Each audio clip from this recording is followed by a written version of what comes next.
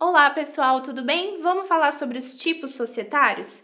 A gente vai passar rapidamente pelos tipos societários que existem no ordenamento brasileiro e aí vocês complementam em casa com a leitura das leis. Vamos lá? As sociedades no ordenamento brasileiro são classificadas em despersonificadas e personificadas. As despersonificadas são aquelas que não têm registro, então elas não têm personalidade jurídica. E as personificadas, ao contrário, são as que têm registro, então elas têm personalidade jurídica. Existem dois tipos de sociedades despersonificadas. Vamos ver? A primeira é a sociedade em comum. A sociedade em comum ela é uma sociedade irregular porque ela não foi registrada. Então, o que significa isso? Significa que a responsabilidade dos sócios vai ser ilimitada. Os sócios vão responder pelas dívidas da empresa com o patrimônio pessoal.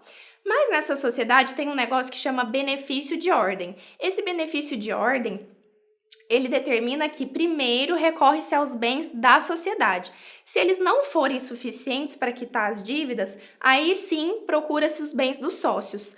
Mas tem uma exceção: o sócio que contrata em nome da empresa, aquele sócio que pratica atos de gestão, o sócio administrador, ele não tem esse benefício de ordem. Então já vai direto no patrimônio pessoal dele, não tem problema, ele não vai ter esse benefício de ordem.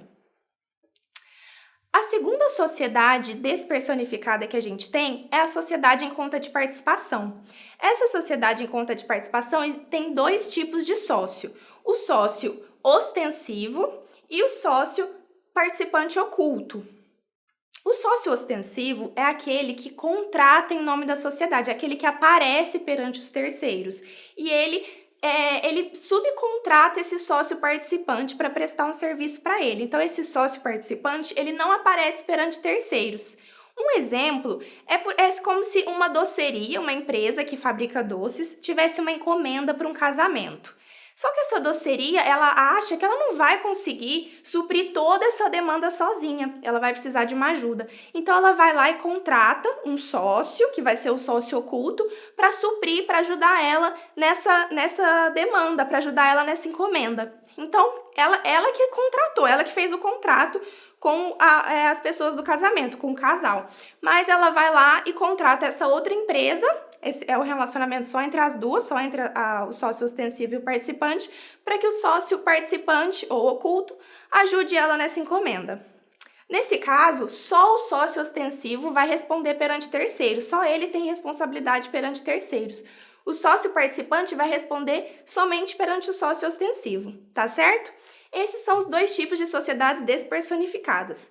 Agora a gente vai falar das sociedades personificadas, que são aquelas que têm registro, que têm personalidade jurídica. As sociedades personificadas, elas podem ser simples ou empresárias. As simples e as empresárias praticam atividade econômica, mas a diferença é que a sociedade empresária exerce atividade econômica organizada e profissional.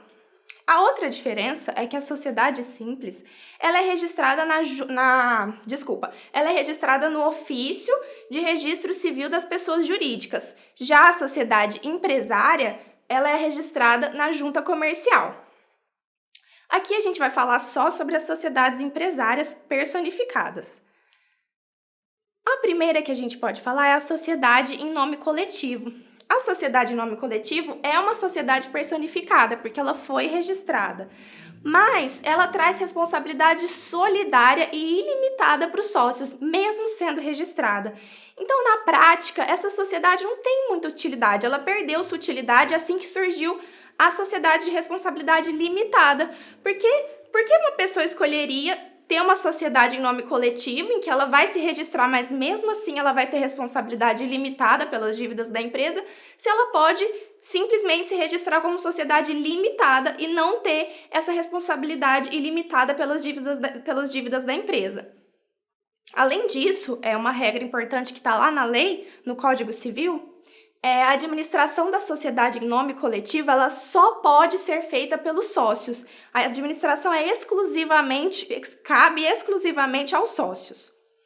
A previsão da sociedade em nome coletivo está lá no Código Civil, no artigo 1039 ao artigo 1044. Outro tipo societário é a sociedade em comandita simples.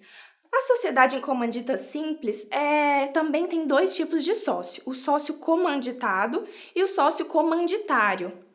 O sócio comanditado é aquele que pratica os atos de gestão.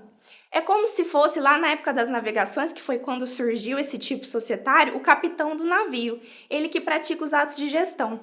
E também tem o sócio comanditário, que é o investidor, é aquele que produz as coisas que o capitão do navio vai levar para vender. Então, um pratica os atos de gestão, que é o sócio comanditado, e o outro é o investidor, que é o sócio comanditário. Essa sociedade em comandita simples, a responsabilidade é mista, porque o sócio comanditado tem responsabilidade ilimitada perante terceiros. Já o sócio comanditário tem responsabilidade limitada. E a previsão desse tipo societário está lá no Código Civil, do artigo 1045 ao artigo 1051.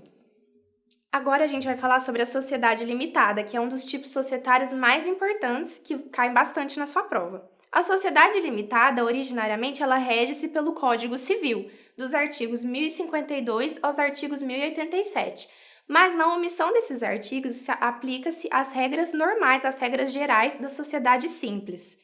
Só que, se o contrato social prevê expressamente que cabe a aplicação supletiva da lei de SA, aí sim pode-se aplicar a lei de SA, mas o contrato social tem que expressamente prever essa aplicação. Outra coisa, a sociedade limitada, ela possui responsabilidade limitada. A partir do momento que tem o registro, a responsabilidade é limitada dos sócios. Eles não vão responder com o patrimônio pessoal deles pelas dívidas da empresa. Só que, até a integralização do capital social, eles respondem solidariamente. O que é isso? Na formação do capital social de uma sociedade limitada, tem duas etapas. A primeira etapa é a etapa de subscrição. Subscrição é a primeira etapa e é quando os sócios prometem o valor que eles vão investir na sociedade. Então, o sócio vai lá e diz, olha, eu vou investir R$1.000, eu vou subscrever R$1.000 nessa sociedade. E aí, se ele não integralizar esses R$1.000, até o momento da integralização desses R$1.000, todos os sócios vão responder solidariamente por esse capital que falta integralizar. Além disso, existem algumas exceções à responsabilidade limitada da LTDA. E essa exceção é quando há comprovação que os sócios agiram com dolo e má-fé na intenção de fraudar credores. Quando há esse dolo e essa má-fé na intenção de fraudar credores, é possível que o juiz, mediante requerimento, desconsidere a personalidade jurídica da sociedade limitada. E a partir do momento que essa personalidade jurídica é desconsiderada, pode-se atingir o patrimônio pessoal dos sócios para responder pelas dívidas da empresa. Mas essa desconsideração da personalidade jurídica ela não pode ser feita de ofício, é só mediante requerimento. Agora vamos falar da sociedade anônima, que também é um outro tipo societário super importante, que tem lei própria. A lei da sociedade anônima é a 6.404 de 76. Essa lei é super importante e vai ajudar bastante a complementar as dicas de hoje. A sociedade anônima ela é sempre uma sociedade empresária, sempre vai ser uma sociedade empresária. Não existe sociedade anônima simples, sempre empresária. E o capital social da sociedade anônima ele é dividido por ações. E essas ações elas conferem direitos distintos aos sócios dependendo do seu tipo. A sociedade anônima ela pode ser aberta ou fechada, dependendo do local onde são negociadas suas ações, os seus títulos. A SA aberta tem a negociação dos títulos no mercado de valores mobiliários, então é uma oferta pública. Para adquirir ações, a pessoa não precisa conhecer alguém lá de dentro da empresa. Ela simplesmente vai nesse mercado de valores mobiliários, que é a Bolsa de Valores, por exemplo, e adquire essas ações na oferta pública.